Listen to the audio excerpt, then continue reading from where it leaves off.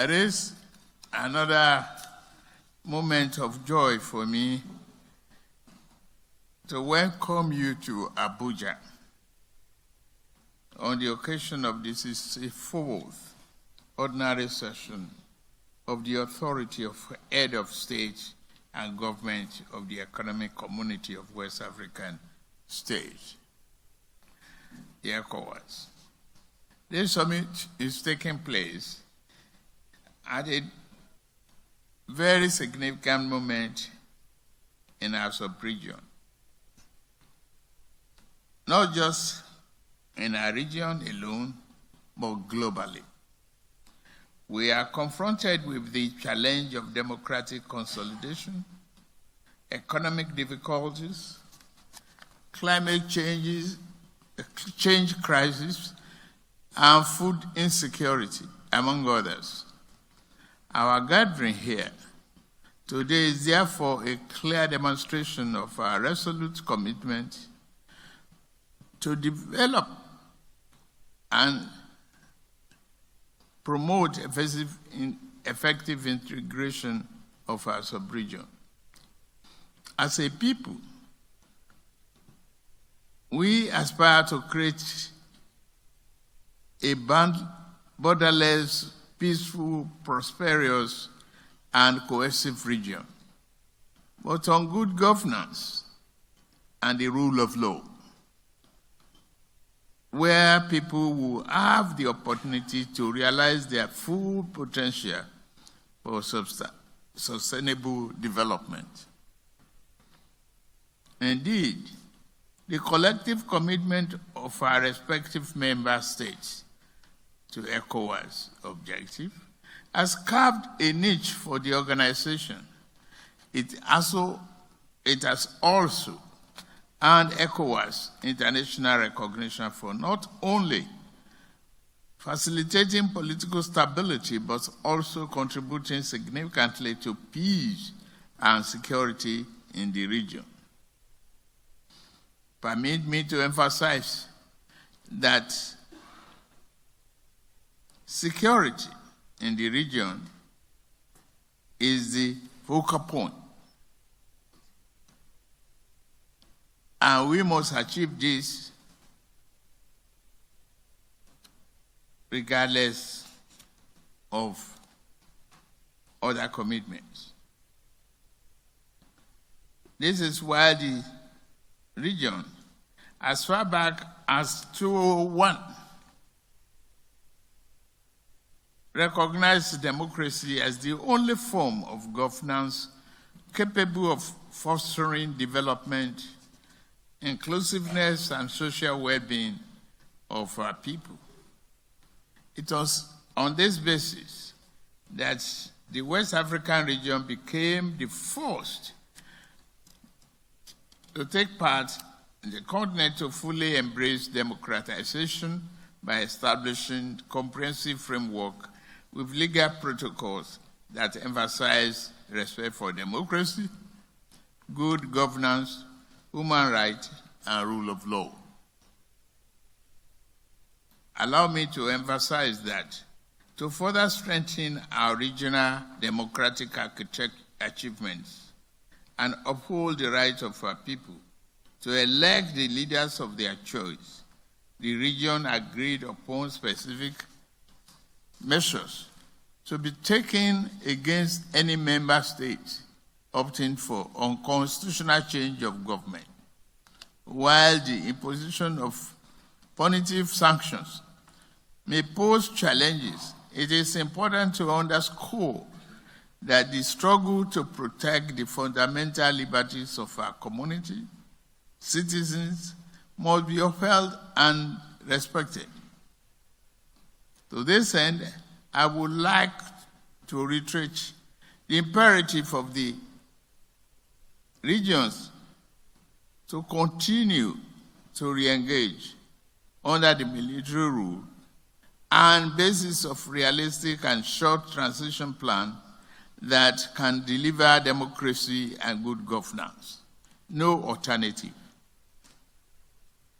On our part, we should be prepared to provide them with technical and material support to ensure the achievement of these strategic goals. Let me also underscore the need for us as leaders to prioritize good governance for our people, as it serves as a catalyst for socio-economic transformation and development. The delivery of good governance is not just a fundamental commitment, it's also an avenue to address the concerns of our citizens, such as improved quality of life and a stable environment conducive to the achievement of sustainable development. By providing good governance that tackles the challenges of poverty, inequality, and other concerns of the people, we will have succeeded in addressing some of the root causes of military intervention in civilian process in our region. Excellencies, head of states, government, distinguished guests, it is important that we also review some development in our sub-region, including the move by some of our members under military rule to float an alliance of Sahel states. The Phantom Pushback Alliance appears intended to divert our attention from our mutual belief for democracy and good governance that will impact the life of our people. We refuse to be detracted from pursuing the collective dreams, aspirations, and the noble path of ECOWAS integration as it is laid out in our institutional and legal frameworks. I take this opportunity to also emphasize that despite the numerous challenges facing our region, ECOWAS has achieved significant milestones for the betterment of our community citizens. ECOWAS activities have always been people-oriented, with a view to raising the living standard of our people. We have to do that through good governance. ECOWAS Trade Liberalization Scheme, ETLS, we have also witnessed the rapid humanitarian intervention to assist communities affected by armed conflict or natural disasters.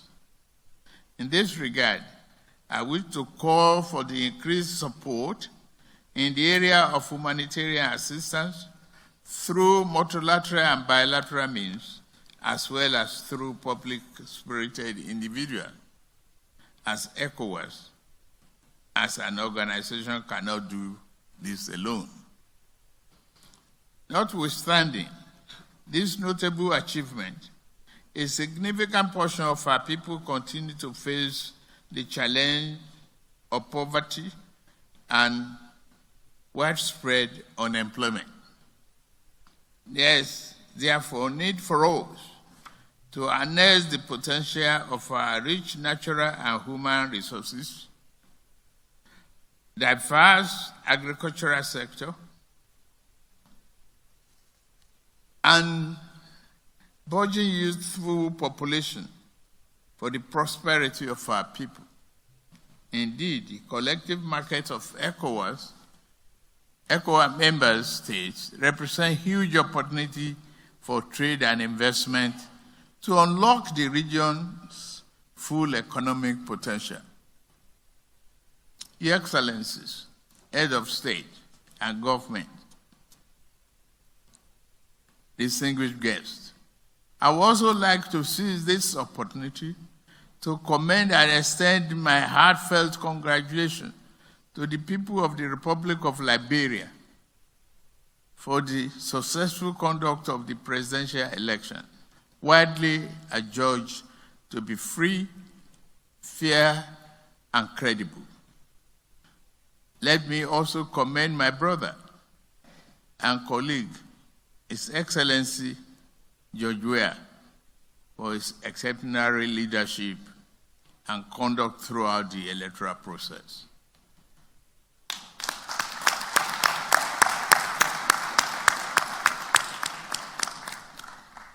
By conceding defeat and congratulating his opponent, President Weah has left a legacy to be emulated by politicians in our region and beyond. I'm glad President Jonathan, former President Jonathan, is also present here. I express gratitude for his significant contribution to the organization and wish him the very best in all future endeavors. On the recent disturbances in Sierra Leone and Guinea-Bissau, we must pay attention to protect the institution and protect democracy. I wish to underscore the fact that we stand against unconstitutional change of government in our sub-region, and we will continue to do so.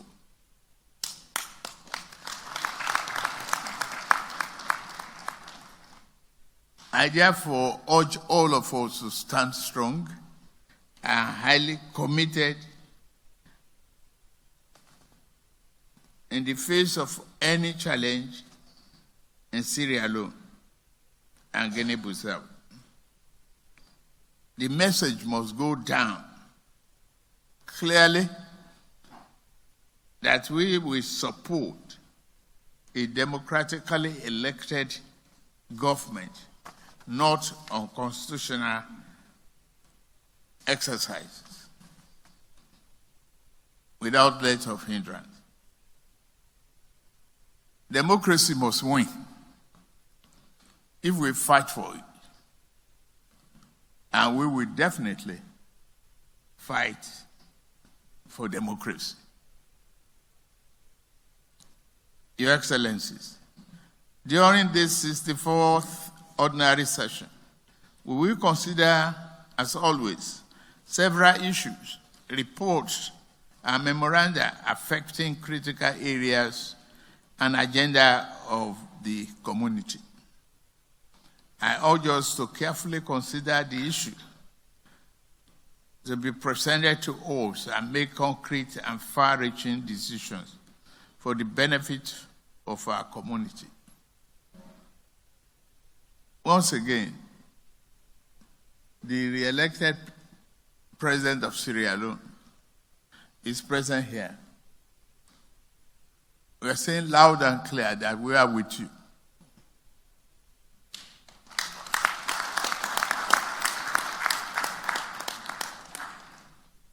And as I conclude, I thank you all for coming to this summit. I wish all of us a successful and fruitful deliberations, as well as a pleasant stay in Abuja. Enjoy yourself.